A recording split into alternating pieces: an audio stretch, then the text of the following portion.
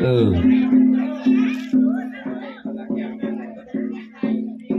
แต่ว่าเป็นยิ้มงามครับโกนอ่ะเต็มหน้าจ้องเลย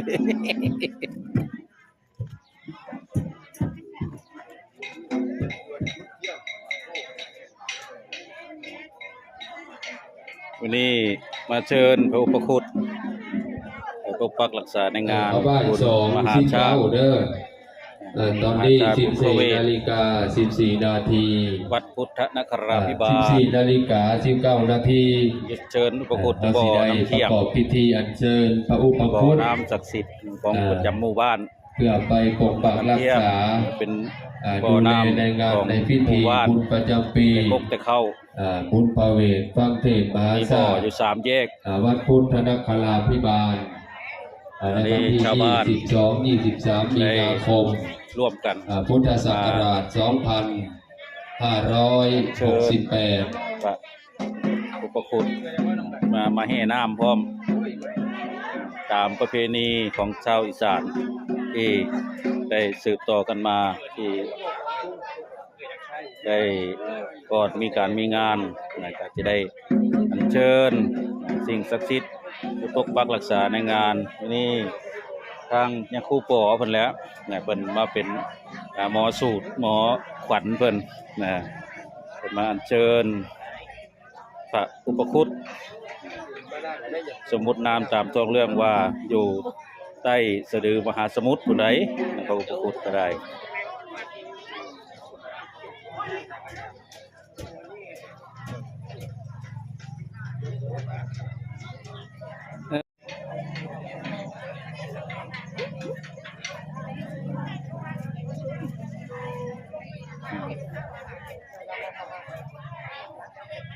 ตอนนี้พระกำลังจะประกอบพิธี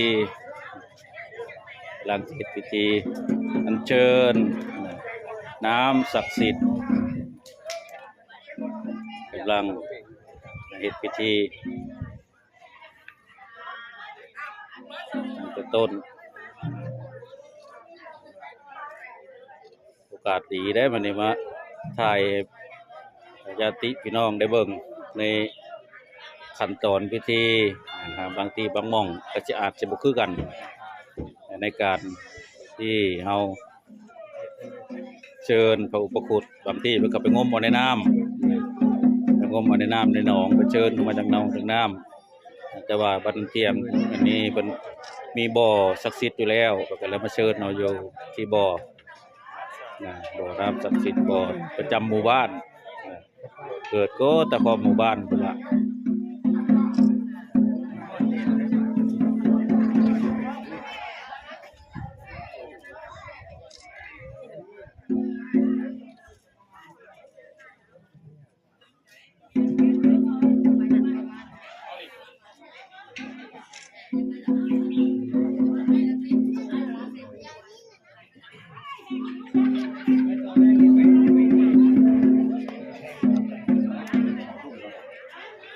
ให้เบิ่งบรรยากาศใน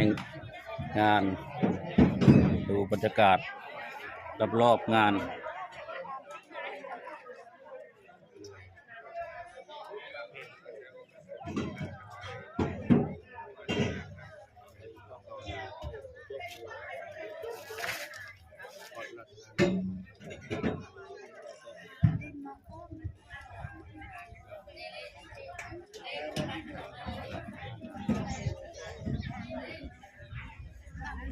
สิได้เวลาแล้วเชิญอุปคุตถ่าผู้ประชันว่าตอนนี้14:18 นาทีอีกนาทีหนึ่งข้องผมไม่ได้ถือมาโอ้ยเมื่ออยู่บ่ได้พระอุปคุตเอากล้องน้อยนะได้กองกิ่งเอาแล้วเนาะกล้องน้อยมีอยู่ได้เวลาแล้วไหว้พระพร้อมกันเด้อโยโสภะคะวะอะระหังสัมมาสัมพุทโธสวากขาโตเยนะภะคะวะตาธัมโมโสปฏิปันโนยัสสะภะคะวะโตสาวกสัง โฆตามยังภะคะวันตังสัทธัมมังสัสสังฆังอิเมหิสกาเลหิยะทาลังอโลปิเตปุชยามะสาธุโนพันเตภคะวาสุจิลาปานินิพุตโตปิปัจฉิมาชนะตานุกัมปะมานัสสาอิเมสกาเลทุขันตาปันนากาลโพเตปฏิคันหาโตอัมหากังภิคลตังหิตายะสุขายะอะระหังสัมมาสัมพุทโธภคะวาพุทธังภคะวันตังอภิวาเทมิสวากขาโตภคะวตาธัมโมธัมมังนัมมัสสามิสุปฏิปันโนภะคะวะโตสาวกสังโฆสังฆังนัมมามิหันธรรมยังพุทธัสสะภะคะวันโตบุพัมพังกนมักกาลังกะโลมัสเสตัสสะภะคะวะโตอะระหะโตสัมมาสัมพุทธัสสะนะโมตัสสะภะคะวะโตอะระหะโตสัมมานะโมตัสสะภะคะวะโตอะระหะโตสัมมาสัมพุทธัสสะ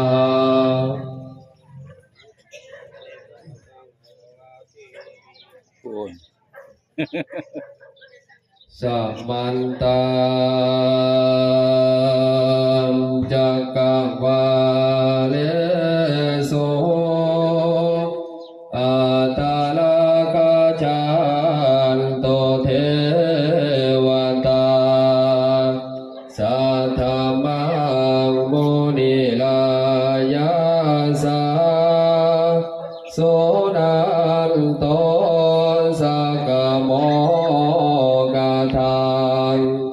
สังเกกาเมจาโลเปเคลิสิกาลตาเตจันตาลิเควิมานิทิเปลาเทจักขเมตาโลอัลนาคาเนเคอาวะทมมิเกเตพมมาจายันโตเทวาชาลาทาลาเวสาเมยังคักขันทัพพนาคาติพันตาสันติเกยังโม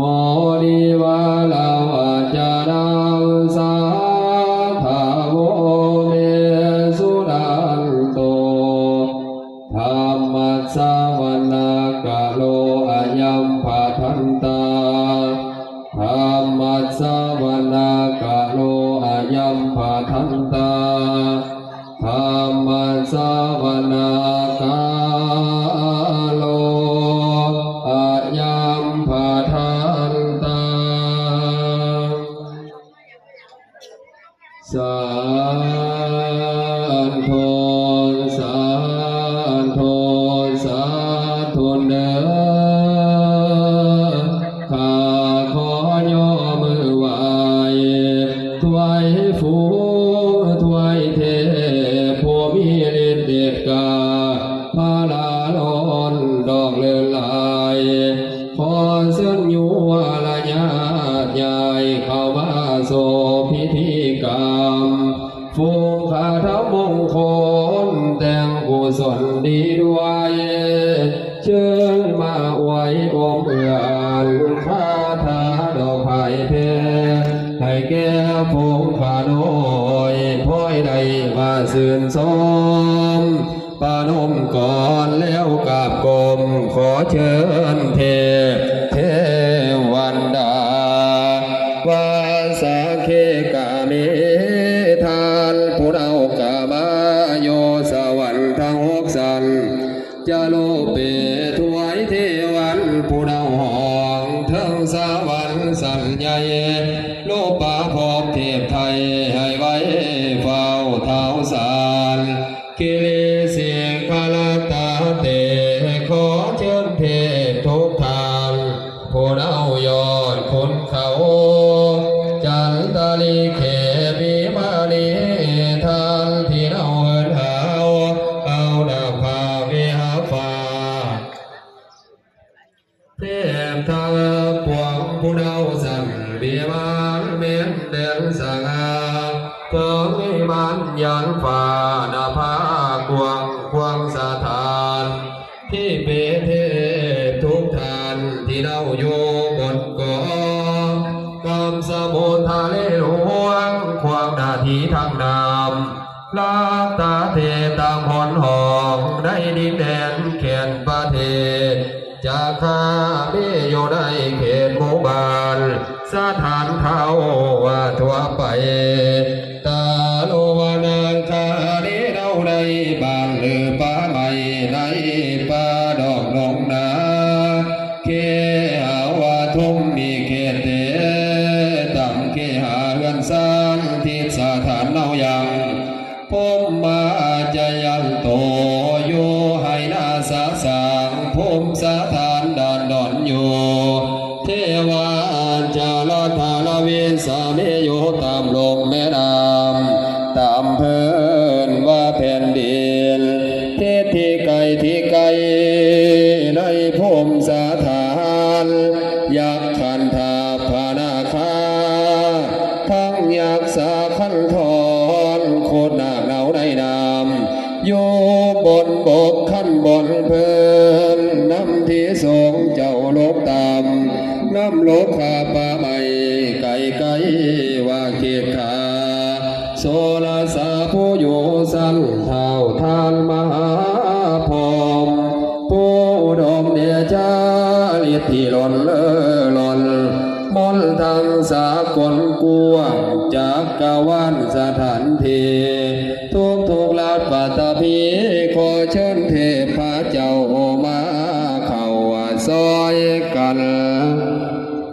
เตทันตาสันติเกยังโมนิวาลาวัจจานังสาธาโมเมสุนันโตนาโอกาสบัดนี้นั้นขอเชิญท่านเป็นสังขีสดับธรรมพาโมนีปัสสดีดอกดวงกาเทวิสามาปกป้อ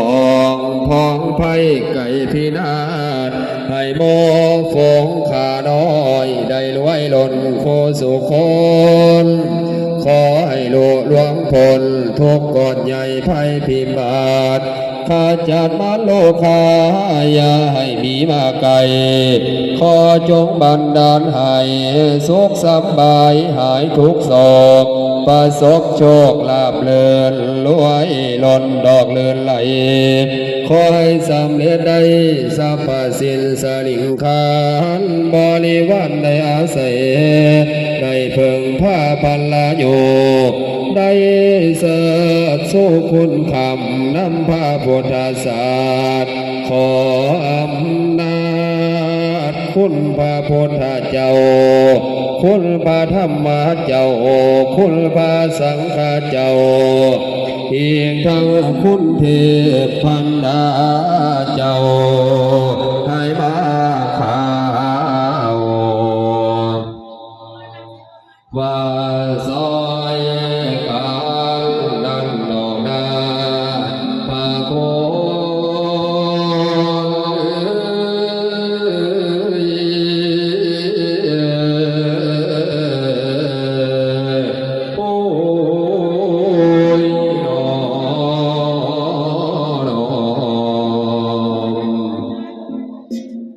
นะโมตัสสะภะคะวะโตอะระ พุทธัสสะนะโมตัสสะภะคะวะโตอะระหะโตสัมมาสัมพุทธัสสะนะโมตัสสะภะคะวะโตอะระหะโตสัมมาสัมพุทธัสสะโอกาสาโอกาสาภูกาทั้งหลายอาภิวัฒนาวายยังพระมหาอุปคุณผู้ประเสริฐมีศักดาเลิศปรากฏทรงเกียรติที่ยศขีนากว่าพระอรหันตทั้งหลายข้าขออาราธนามหาเถระผู้มีอาคมแก่กาจงเสด็จแต่นามเมื่อคุ้มค่าพระจนมาลายด้วยบาทพระคาถามาโอปังโคโตมหาเถโลเขจังพุทโตสมุทโยเอกามาโลเตจามาโลปลายันโตพวกข้าทั้งหลายขออาราธนามหาเถระเจ้าจงมาผจญมนต์มันทั้งหาไต่ลมฟ้าและได้หนภัยบนแต่อังกันนิทานเป็นเขาตาหลอดเท่าเทืองนางโคตโมมาดอนแน่เทวาผู้มีใจสาวรกอทาโกดอาธรรมผู้มีใจดำบ่วหน้ามืดมัวมันมัวทำไฟเหนือและของไตทั้งที่ไกลและที่ไกลตาวินตกและตาวินนอนขอบเขตภูมิสถานอันภูขาทั้งหลายจะฟังธรรมเทศนาบนพระเวทขออันเสริญพระอาทิตย์ผู้วิเศษใสแสงพระจันทร์เอี่ยมเยี่ยมโลกอังคารโพดพายพันโพดผาดพันเวียนเที่ยวสุขเศร้าเกี่ยวคอยระวังกำจัดบังไม่หลอกเทพไทยต่อลือดีพาไพเมียนนิตไตสถานพระเยสวนพันไฟเพรัศมีแก่เตโสภาพสัตโตมันหายในคุ้มควงเขตอันสถานวัดพุทธนาคาลาพิมานอันฟุ้งขาทั้งหลายจะโยธานบนพระเวทแล้วฟังเทศน์มหาศาสดุขอองค์เทวดาเจ้าทั้งหลายจงไปรักษากำจัดปามารพยามารโหดร้ายให้พัดภายกับนี้ยาวิควงเขตในที่นี้กองขาเถิดโยโยปาพุตโตมหาเทโลยังยังอุปังพุตตังมหาเทระกายังฟันธามาลาสันนิวาสเพยขาปลายันโตสัพเพพยาปลายันโตสัพเพปิสา ปลายันตุผียักษ์และผีเสือภูโมเป็นใจพญามังสู่ท่านทั้งหลายมีใจอันมาปราบเพตนลงประเสริฐสัพพัญญูปาลายันโตจงผ่านภายออกนี้จากขอบเขตประเทศที่อีกกองขาดเดินโอปาคุโตมหาเถโรเยนาสัจเจนายาสัจจวาทิปุเรอหูสัจจามัจเจนะปิสังสมาสัลยตุอุปคุโตเยนะสัจเจนาสาโมสัจจิวามาตาเปติฟาโลอาโหโกเลเสถาปัจจานิโยเอเตนะสัจจาวาเสนานิสามัจฉาเยโตโอปังคุโตเยนะสัจเจนะสะโมปะนาปิยันตโลมาเอเตนะสัจจามัสเสนาวัสสิงสามัสสัญญาตุอุปังคุโตยาจิลจิตตาปุญญามัทธาเจวาสิโตจเตสะเพนะเตสาเลนะอิสามาสหายังยุตตาสังกัจจังอาลาธานังกะโลมา จบ สยันโตโพธิยาโมเลสังกายานังนันทิวัตโนเอวังตวังวิทโหยชยาสุชยมังคะเลอปาลาชิตาปัลลังเกสีเสปัทวิปุคะเลเสเกสัมภะพุทธานังอาคาปะโตขะเกราคาตังสุมังคลังสุปปาตังสุโหติตังสุขโนโนโตจะสุเย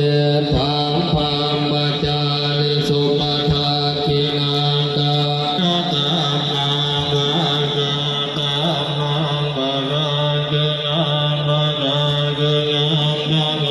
มามังปะเกเกเกปะทาคินังปะทาเกนังเนตานะวังนะยะบันตาเทปะทาเกเนกะยังโยโพเกยังโยสักกะยังอานันเยวังกะโนเยวังกะวังเวเกยังเวเกยังมังกะเยปะราคิกัง จะไปประกาศต่อไปนี้นะ เกบันนาเวโพธังนาเวเกนาโมนานาบันโยปะโมกะกุสุขังปังกังสุมังกะรังปะมังนาโลเดบังโลกังโนสุโนโตเยโลเยรังปัมมะยังสุปะคังเกนังตายะตังนาวัจเจนะมังปะนังนังปะนังนังปะโมตังนังปะเนเดบังสักกะเกนังปะเอตังภวังนะละวังตะเตโลรังคุเนยันตาภะโนสังกะยานังนันทิวานะโมเอ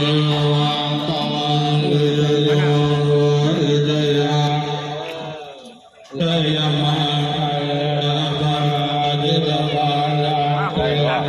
เสปะทาวิโสสเลนะเมเดเดนะมะโมนะ ตักก็บ่ขึ้นบาท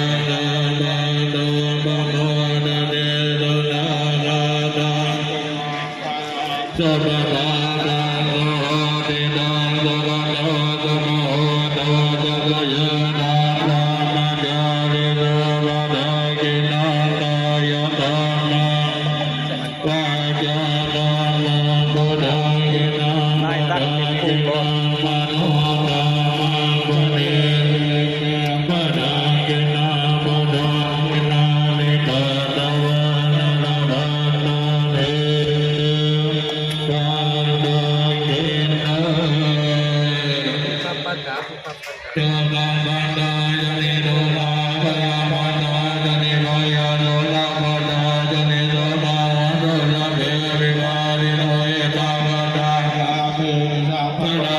คนรุ่นใหม่กับคนรุ่นเก่าตักน้ำบ่คือกันเลยเนาะ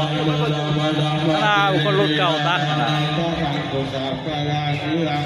คนรุ่นใหม่เปิดเป็นบ่คนรุ่นเก่าตักเอง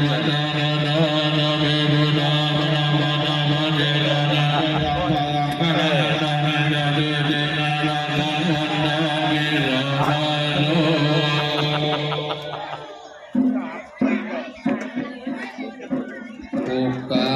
สะวันธามิพันเตสัพพังอปาลาทังกมัทเมปันเตมยาปุญญังสามินาอนุโม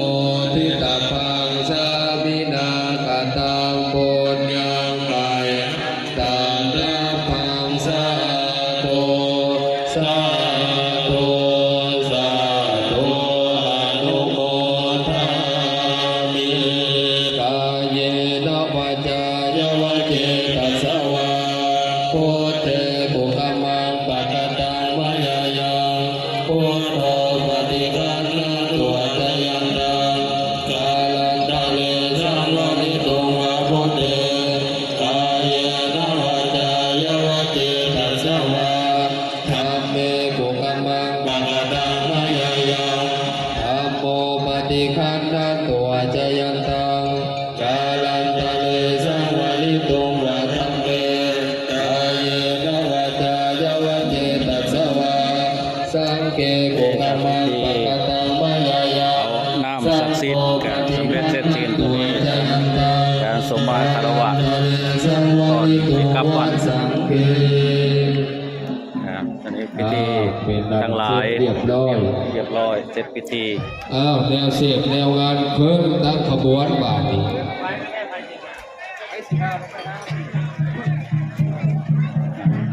เอาถือเอาเด้อบัดนี้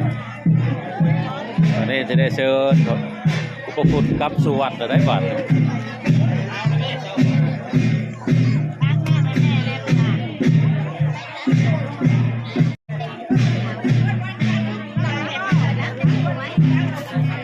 ตักน้ำบ่จมเอาเด้อเดี๋ยวเพิ่งมาที่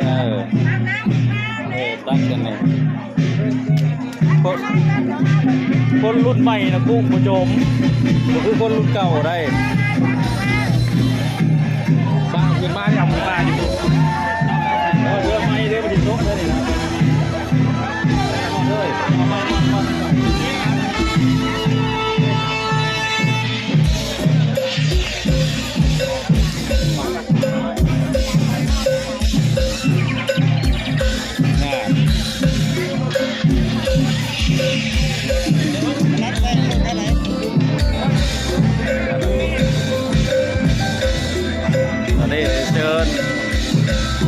เขาบอกว่า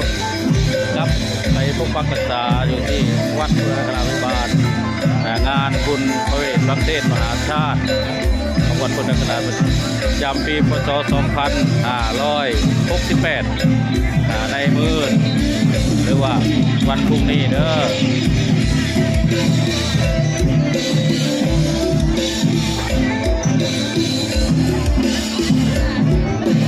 นี่กันนะก้อนนักลับ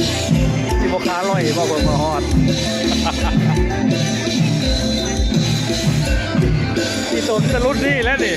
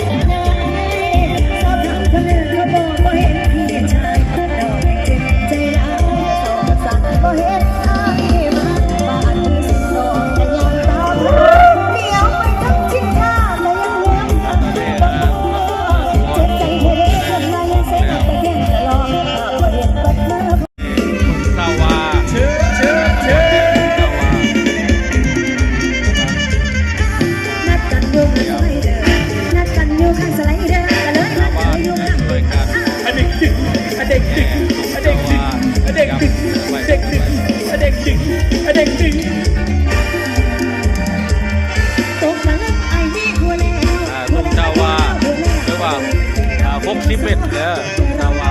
61 ดอกยันโดยผ่านยังดึงตกตะลึงน้องหายยังสัญญาได้เจอบ่เห็นบ่เห็น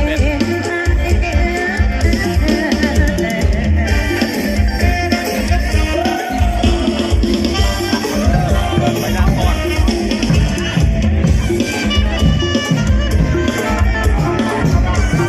แอลดีเลยค่ะรถแห่ตามหาอ้ายผู้งานก็บ่เห็นน้องใจเย็นๆก็ยังบ่เห็นเลยสักครั้งไปเจอเขาบ่เห็นอ้ายมารอให้น้อง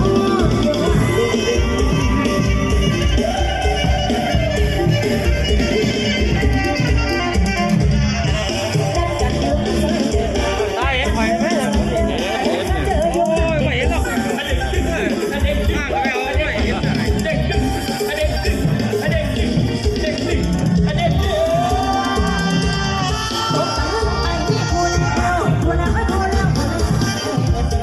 เอา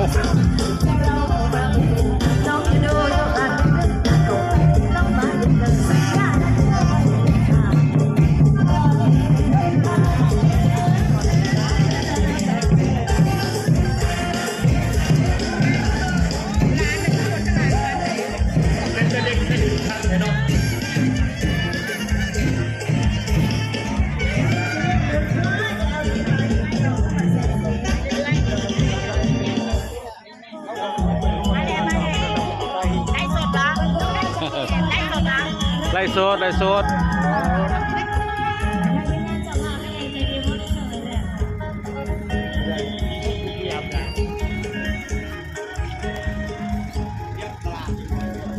จังหวะ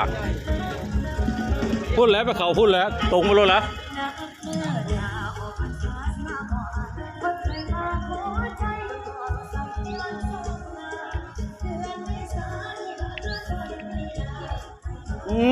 มาแล้วพวกนี้ปวดเด็ดมาเลยว้าย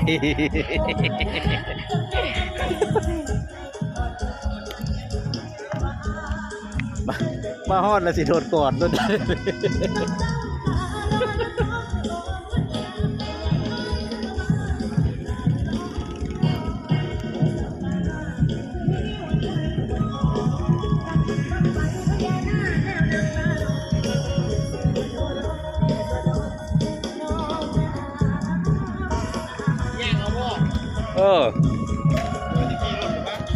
ขอถ่าย YouTube อยู่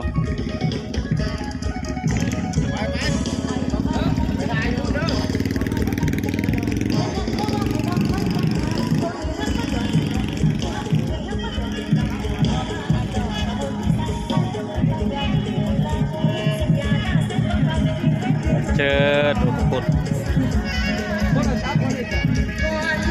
จักแล้วถิ่มไว้ที่ใด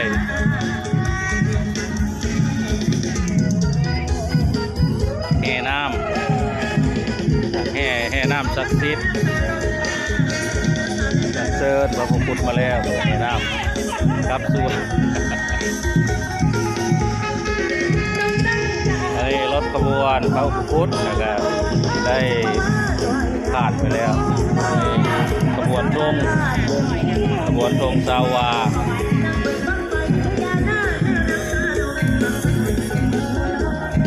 แห่ธงสาวา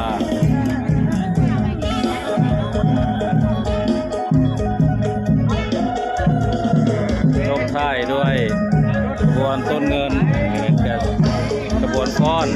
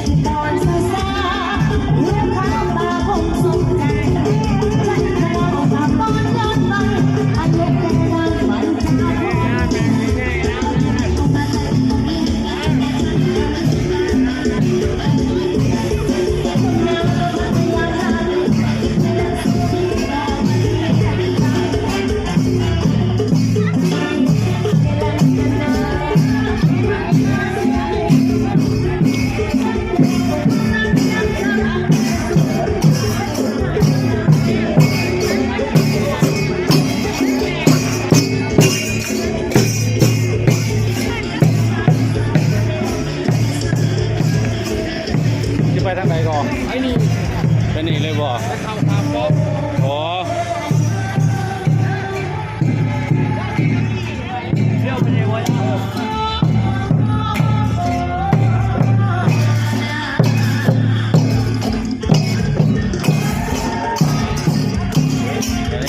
่น้ำสะบัดแล้วบัดคนชาวบ้านคนสุโขทัย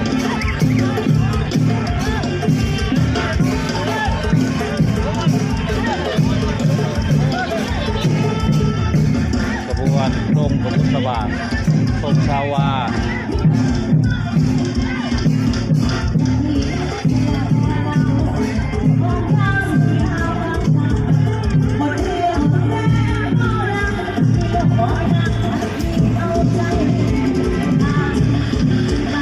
จากบ้านเพียงหมู่สิบ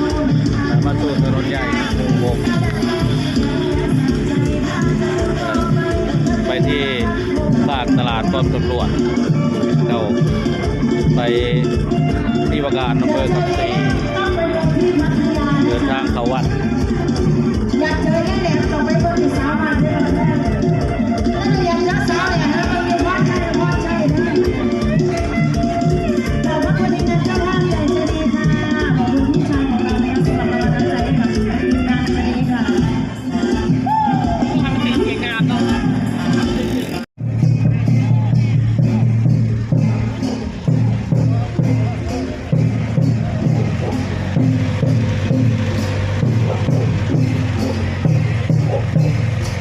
เข้าไปได้ก็อ้อม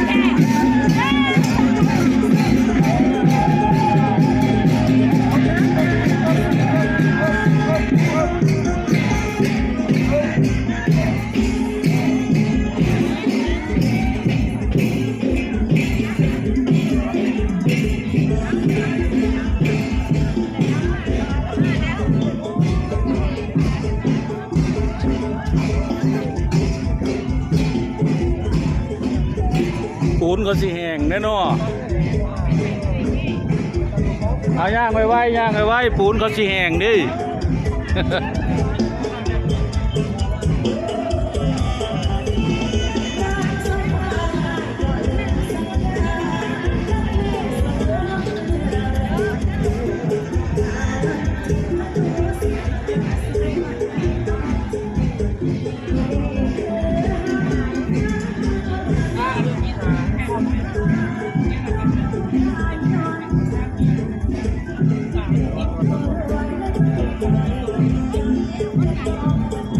เอาเวียนมาพี่มาเลยรถเข้าไป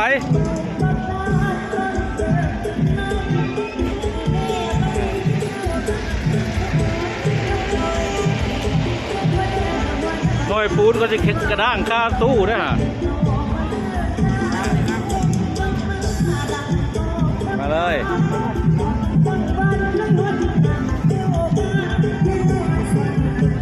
ตอนนี้เข้าสู่ตลาดแล้วบัด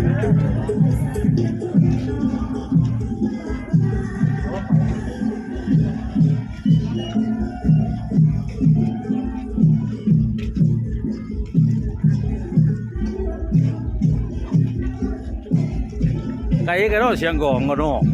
แม่นะครับโอ้จุบเจือบอก YouTube ได้ดิ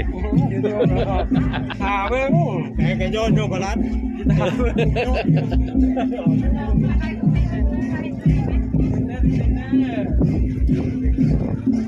โอ้เมียจริงๆนะแต่ปี3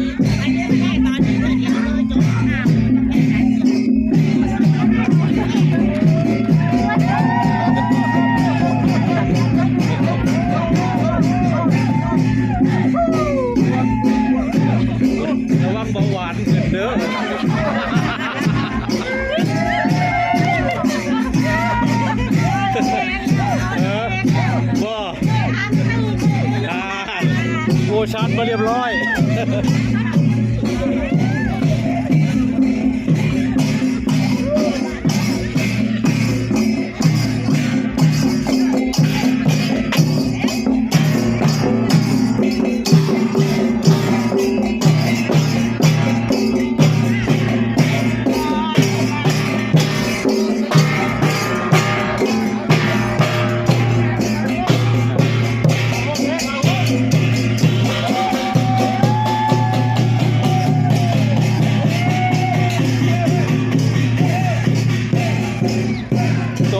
ตรงไปรถไปได้ไหนพวก ตรงกันแล้วจะวัดต้องรอตาต้องแห่ก่อนเพิ่นว่า ฮะเอามาเข้าห่มสิก้อนสัน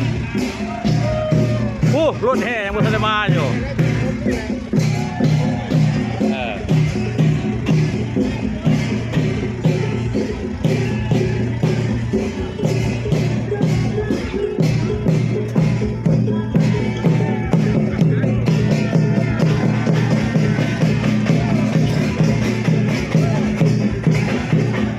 ฮอดด่าน11ต้นแล้วก่อนอำเภอคำชีสัญลักษณ์ต้นตาล11ต้น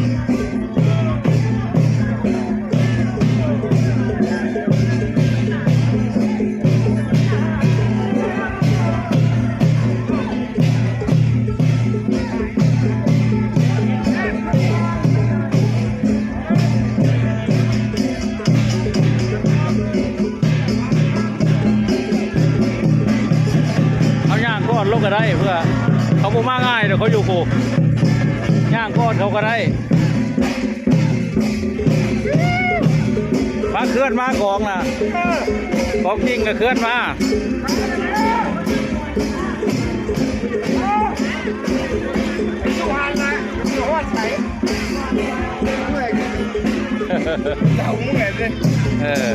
บ่เคลื่อนมาเขาบ่ไปเลยฮะไปทุกไปทุกไปเลยไปเลย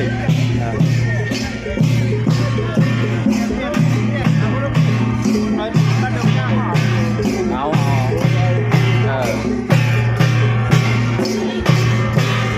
เมื่อยละเห็นว่า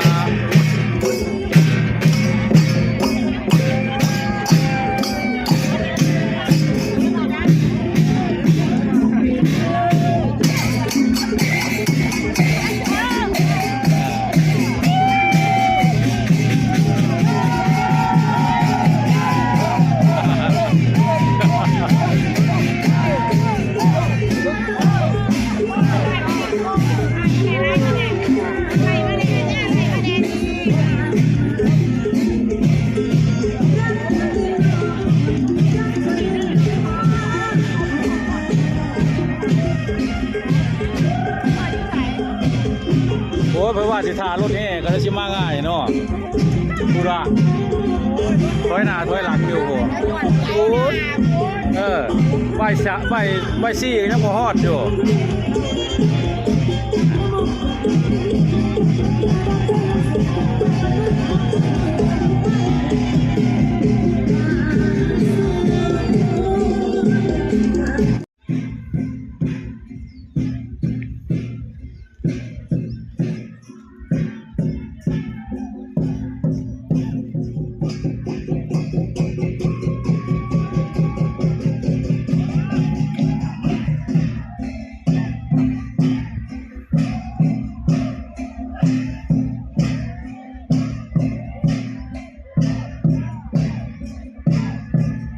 นี่ขบวนแห่พระพุทธตรงพระบทพระบางกำลังเคลื่อนมาถึงหน้าบ้านพักในอำเภอคำชีจะเดินทางเข้าสู่วัดพุทธนคราภิบาล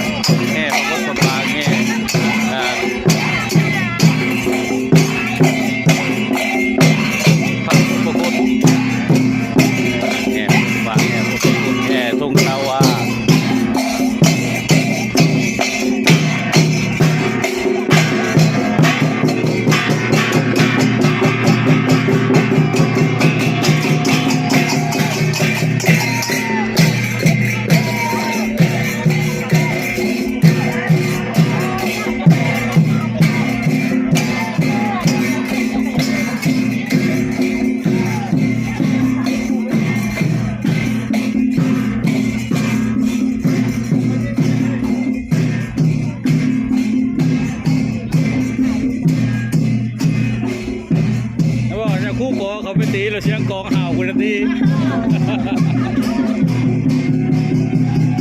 ด้านมาตรงแนวนั้นไม่ตีกอง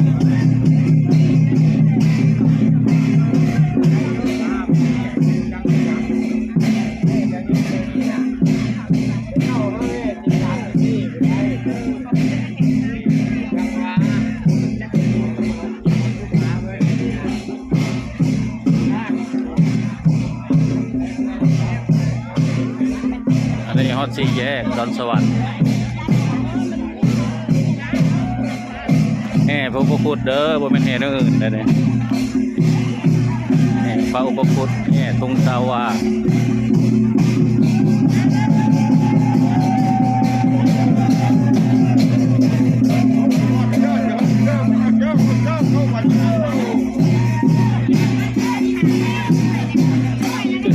ขึ้นก็คนสิจมลมเพชรได้บัดนี้เนาะ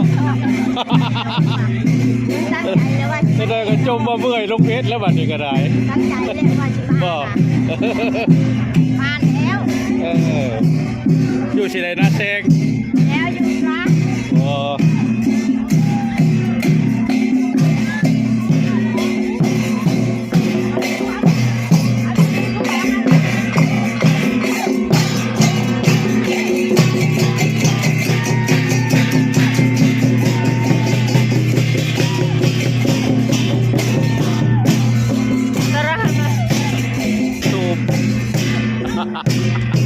ซูมใกล้ๆ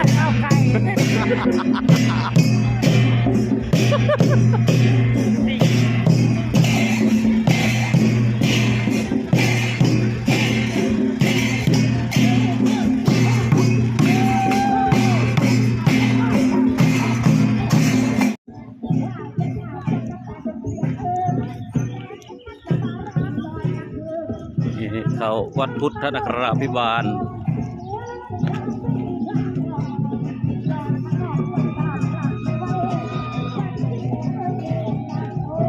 ขบวนแห่กำลังมา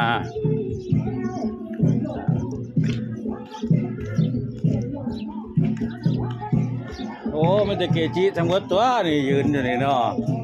มีแต่รุ่นนั่นนะนี่สาธุเย็นแท้นี่นะ มีแต่เกจิวัดป่าทั้งหมดนี่นี่โอ้ขังรับตารับตาไปผิงพร้อมก็ไม่รับไปจากเงินรับเงานอน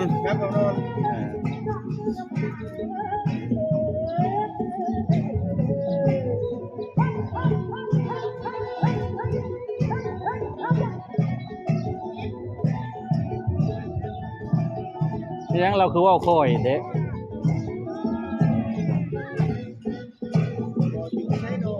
นะ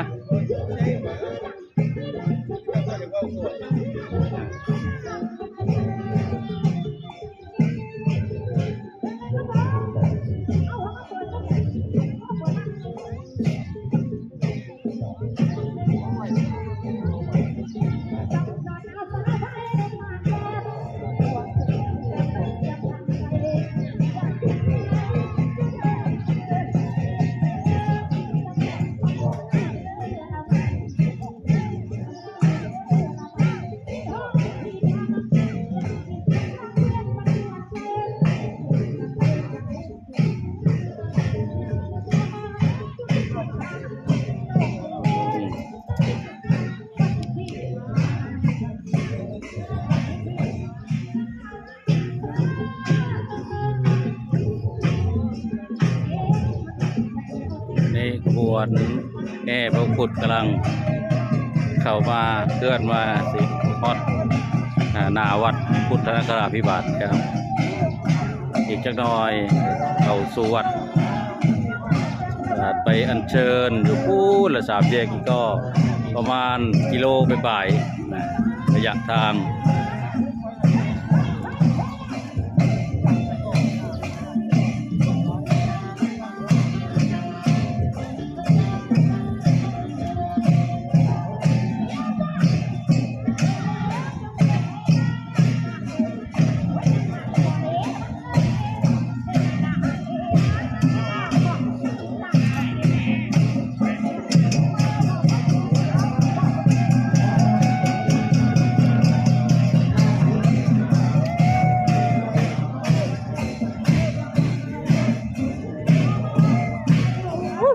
ดูเสียเบิ้ง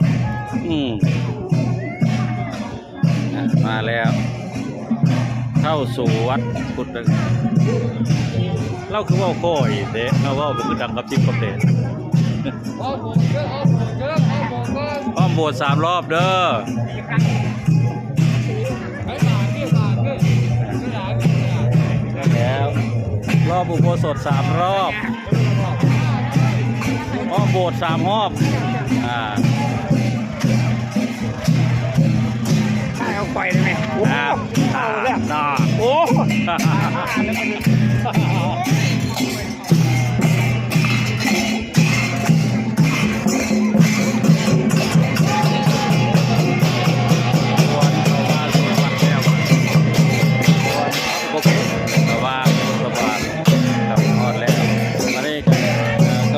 ของกรุงซาวาได้บัด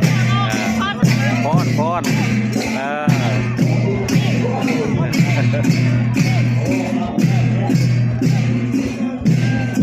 กระบวนกรุงซาวามาแล้วหรือว่า60 เมตร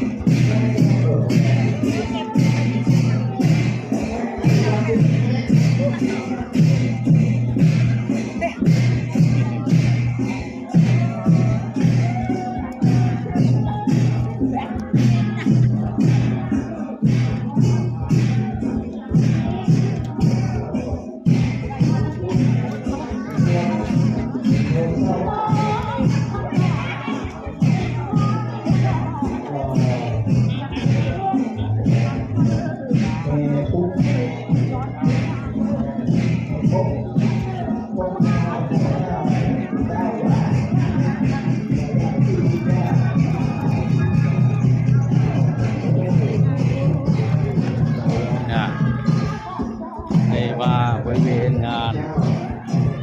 ของบุญมหาชาติวัดพุทธนคราภิบาลมาที่บริเวณ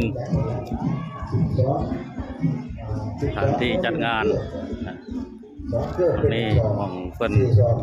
ทำการแสดงหลังจากอัญเชิญองค์ทรงเกตเวสสันดรเข้ามาสู่บ้านสู่เมืองหรือว่าสู่วัดมาประกอบพิธีเปิดงานอยู่หม่องนี้บุญเดือน4เฮ็ดแต่ปูเป็นกติกาสากลเฮ็ดแต่ปูบ่ได้พากันฟ้าเฮ็ดแต่หญ้าบ่ได้พากันไล่งานบุญเดือน4บุญประเพณีบุญพระเวทฟังเทศมหาชาติวัดพุทธนคราภิบาลจังหวัดน้ำเพียงอำเภอคำศรีจังหวัดมุกดาหาร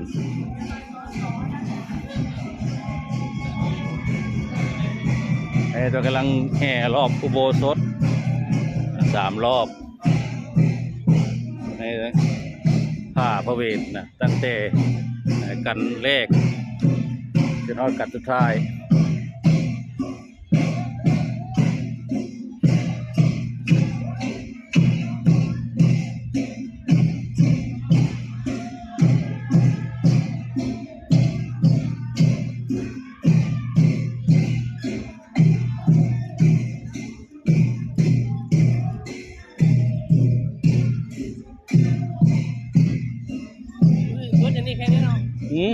มันก็ใครล่ะโบ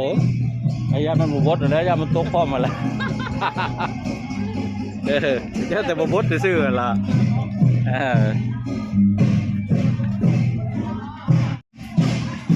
ตอนนี้ให้รอบอุโบสถ3 รอบ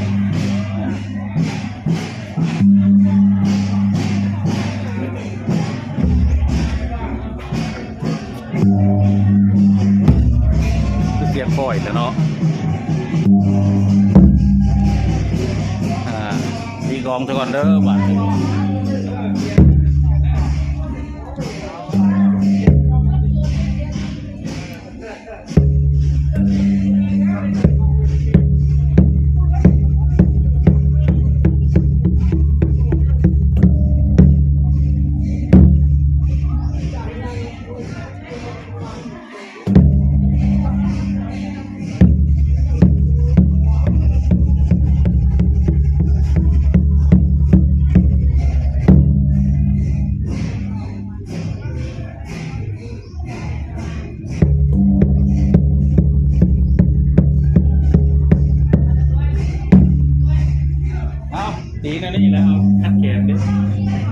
ก็จะไปถ่ายรูป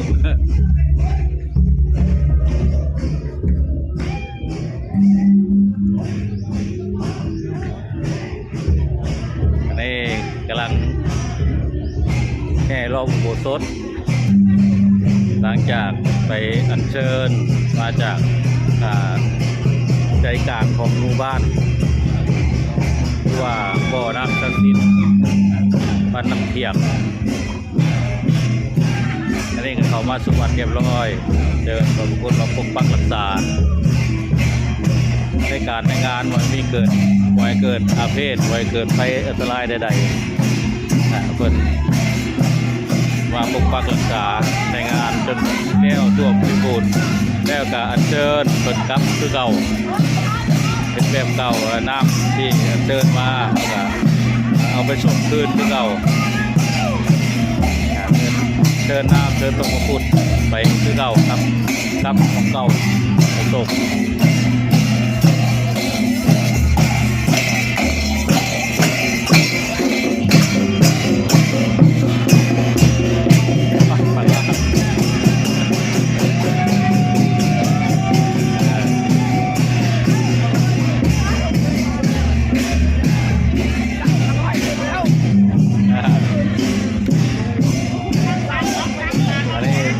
ชาวา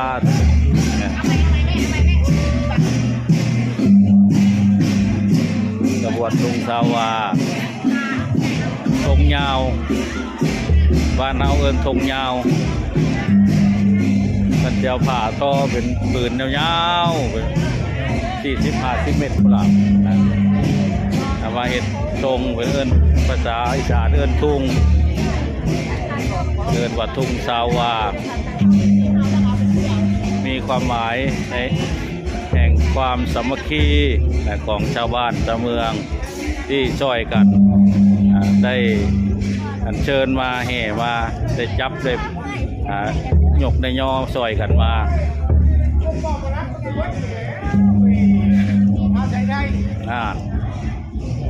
โอ้มาทรงเมื่อยตัวนี้รักกันถ่ายรูปให้อีกรอบนี้เป็นรอบที่2เนาะวันแห่ทั้งหมด3 รอบ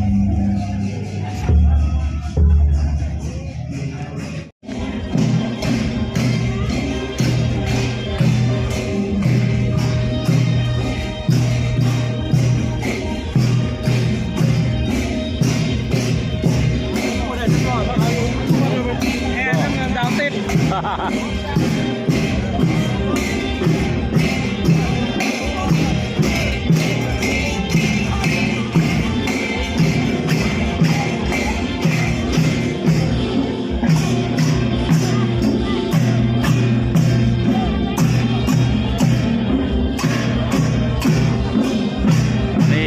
ทุกบ้านทุกคนนี่ตากล้องอาชีพด้วยเนี่ยตากล้องมืออาชีพ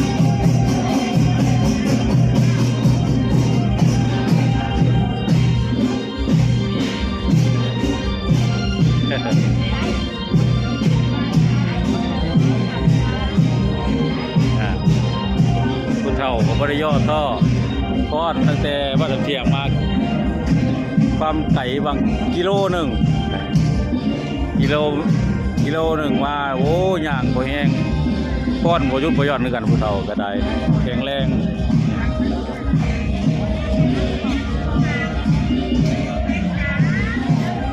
นี่ได้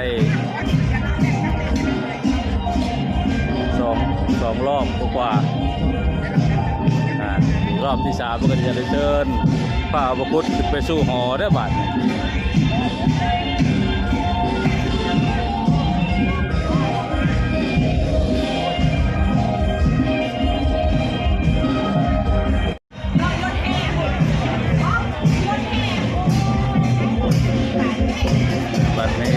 พร้อมแล้วพอเราบอกครบยอดหรือเปล่าครบแล้วได้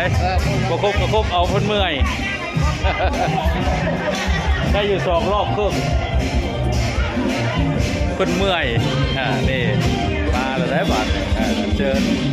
หลวงพ่อพระคุณขึ้นมาสู่ศาลาสู่ของพักของเช่าเลยได้เป็นสุขที่วิหาร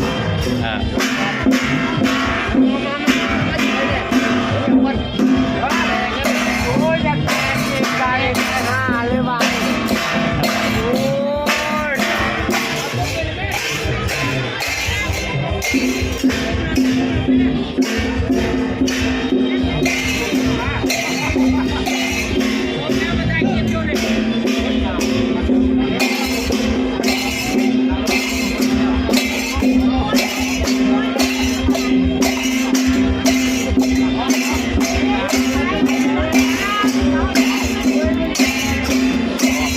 ต้นมหาโพธิ์ไม่ควรเกิดพันธุ์มาจากประเทศอินเดียไม่ได้ต้นสีมหาโพธิ์นี่แหละเราวัดแต่เราต้นประสีมหาโพธิ์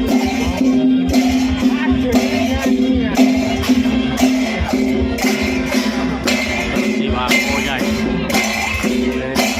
มีการศึกษา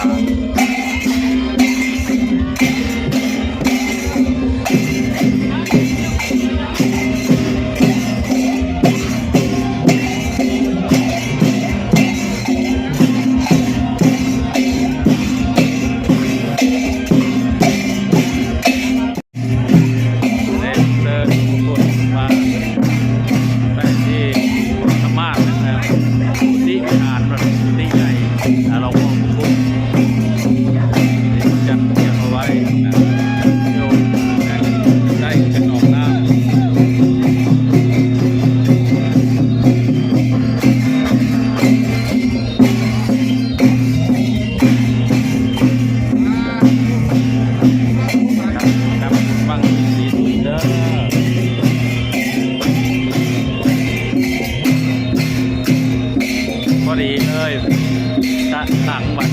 วันใดจะมาขอเลขขอเบอร์มาเด้อมันกำลังคนแสดงกับพิธีหารมันกำลังคนโต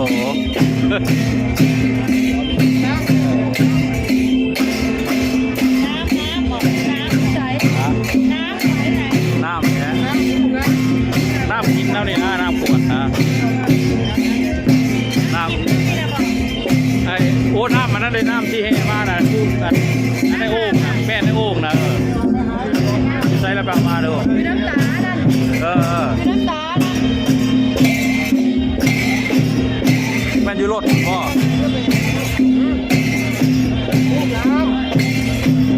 น้ำกาน้ำเลยนั่นน่ะน้ำถังนะไอ้น้ำในไหนั่น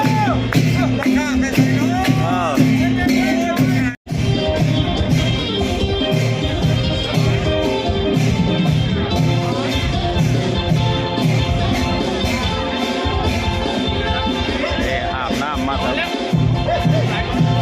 เอาไว้ที่ของคุณฮอดอยู่เนาะฮอดได้ว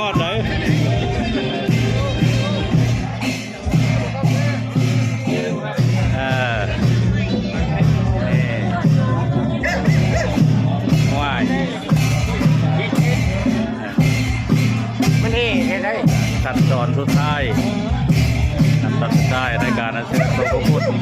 มาปกปักรักษาการในงานเพื่อให้การจัดงานราบรื่นไม่มีอุปสรรคไม่มีเหตุเป็นภัยต่างๆที่มาผ่านในการในงานในการจัดงานสมบูรณ์จะได้โดยดีในการจบสิ้นบริบูรณ์ในวันนี้เงื่อนให้ประเวทต่อ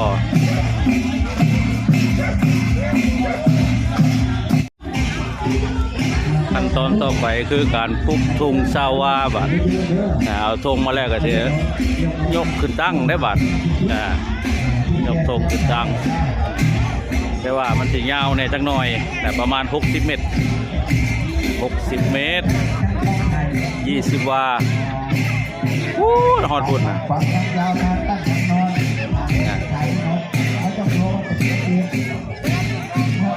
เสาเพื่อกับบริใหญ่เพื่อได้ดอกเสาเพื่อจะได้น้อยจัดซอยกัน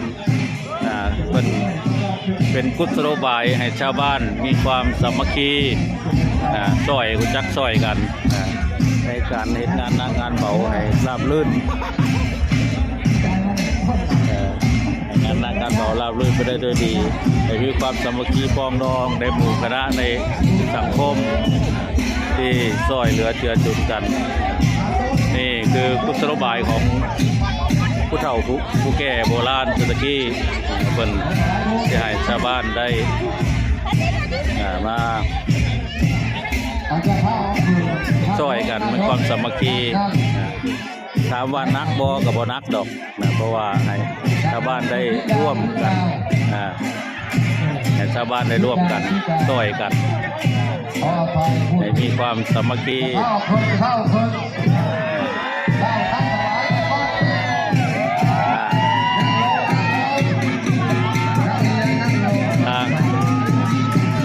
ทางยาคูบอกว่าบ่ทันสบายทั้งพี่เสียวขึ้นแล้วได้แต่เป็นเป้า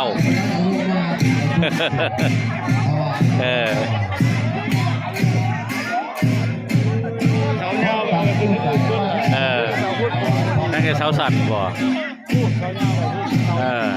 นั่นแหละนี่กันเนี่ยพูดดินี่อะไรเอานี่เสายาวทุ่งสาวาและก็จตุปัจจัยต้น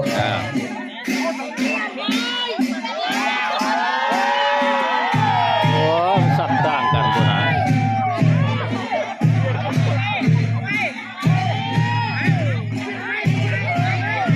เอาเพียงยักษ์กันมันสัตว์โคตร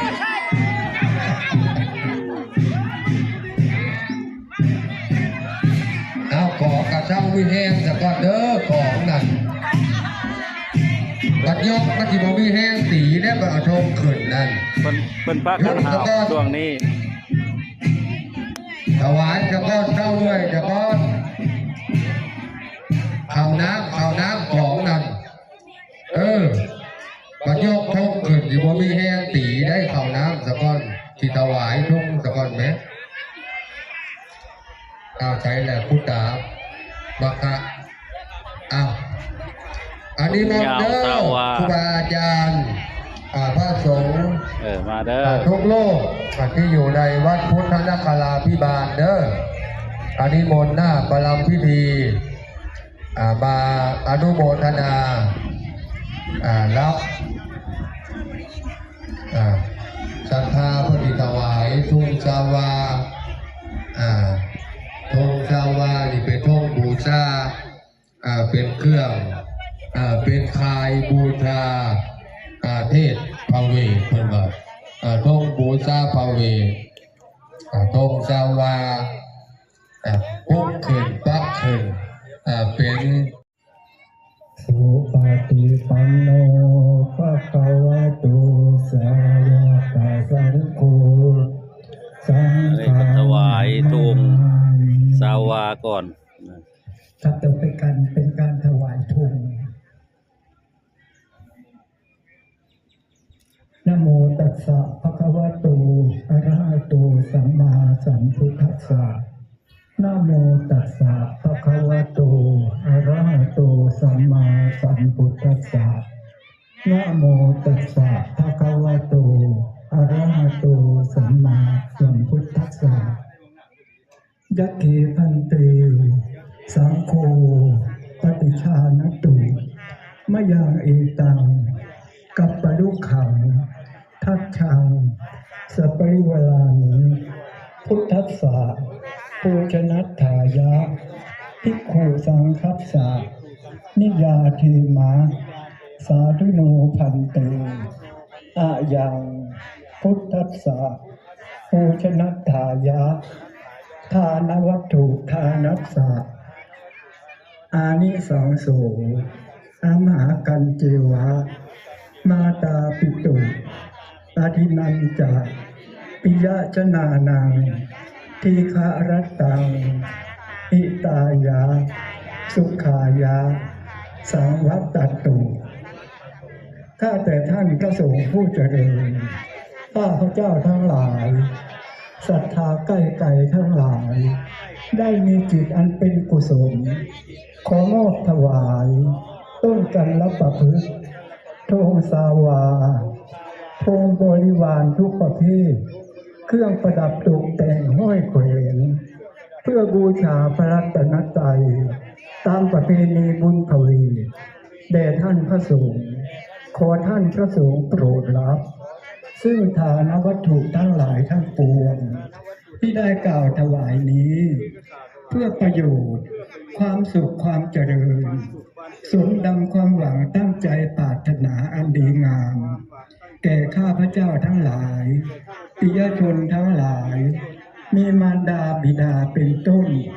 ตลอดกาลนานเถิดสาธุสาธุ คล้อง เอามาแล้วแม่ตาอ้าคนละทั้งบาททั้งต้นอยู่ มันนั่งไกลเลย เอาต้นมาถวายเอาคงพระอุปคุตอยู่ไก่คงพระอุปคุตไปไหนอะนอกบ้านตู้ไก่อ่ะเอาลงมาประเคนกับแม่ไก่จะเจ้าภาพทรงอุปคุตมาไปเอามาประเคน ทุกโมทนาคุณอาจารย์สอนทองสอนศิลป์ โอ้ยของผมมาซ้อนกับบ้าน สาธุ เอากำปั้นแง่ๆถือของแง่ๆโยม ใส่ทุงเจ้าฮะ อากงพระอุปคุตมาประเคนมา มาประเคน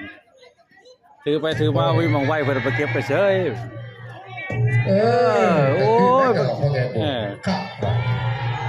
คือตีข้อยแท้ ประเคนหลวงพ่อเจ้าพระอำเภอเลยมาถือมาเลย พี่มาประเคนพี่ ประเคนไว้เจ้าขึ้นไปเกิง อ่า ๆให้ไปรับก่อนประเคนเอาวางลง เอาวางทั้งขวางกา ตูเอาตีคล้องละแม่ โมย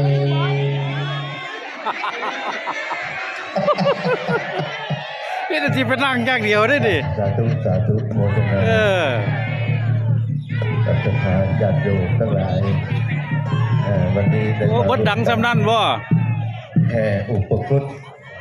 แห่อุปคุตแห่ทุงสาวาทุง20 วาสาวาบางคนที่กันคือสาวทุง20 วา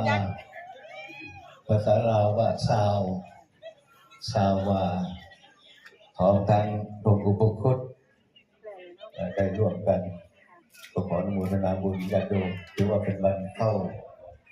เริ่มต้นแห่งบุญมหาภเวทบุญพระเวทฟังเทศมหาชาติ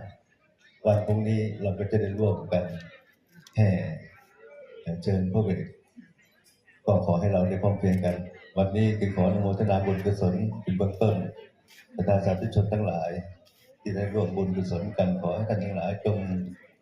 มีแต่ความสุขมีความเจริญมีอายุวันนะสุขภาระปฏิภาณธรรมสารทุกการเกิดมี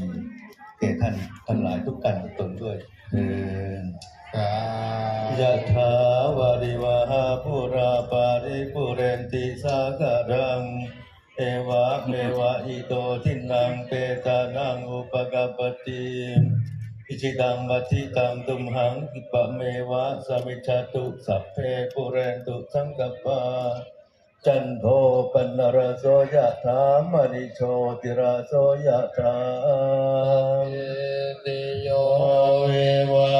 จันตระปะรังโตภินาสตุมาเตภวันตันตระยาสุขิติขายุกภวะอภิวาทนาสิริสนิจังวุฒาปัจจายโนจัตตารโอธรรมวัฏฏันติอายุวันโนสุขังภารังชยสิทธิธนังราภังโสติ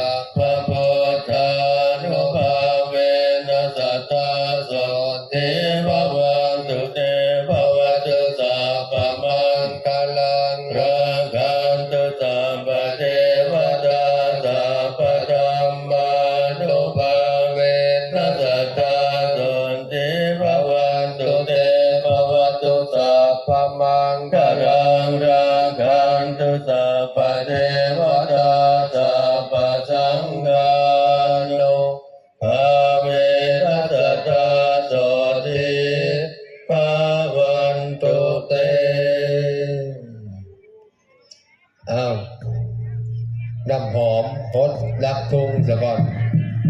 เอาน้ำหอมฮดเอาน้ำหอมเตรียมไว้อยู่ใส่ในขันเตรียมไปไหมน้ำหอมอย่าพาวฮดซะก่อนเอาเลยเพราะนั้นได้บอกให้เอาขึ้นอยู่เอ้าตั้งนี้ผมก็ได้ฮดน้ำหอมอยู่เนาะให้ว่าจากที่เด้อบัดเอาขึ้นบัดเพิ่นว่าไสยะโฮและพากันโฮเด้อบัดเอาทุ่งขึ้นน่ะบอกว่าไสยะโฮแล้วก็โฮขึ้นรับตามที่เด้อทุก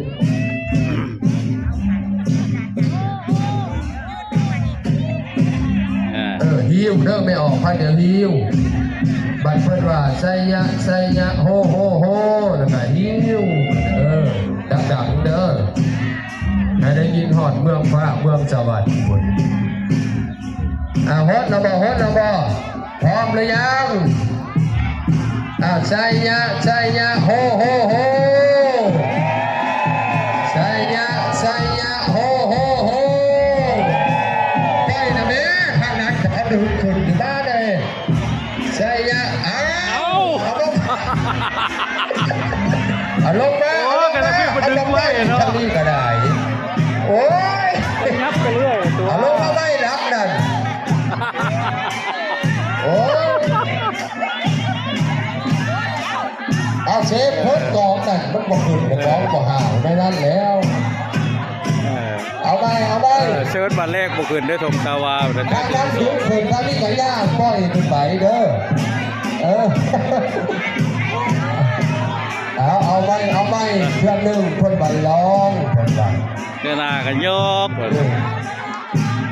พร้อมหรือยังผู้ยังพร้อมหรือยังไสยะโฮ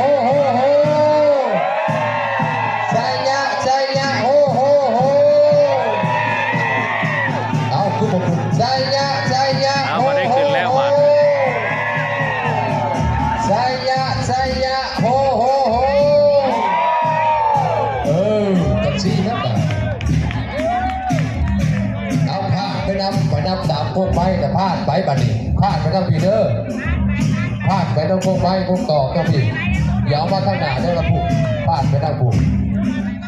ผ้าไปนั่งพวกไม้คน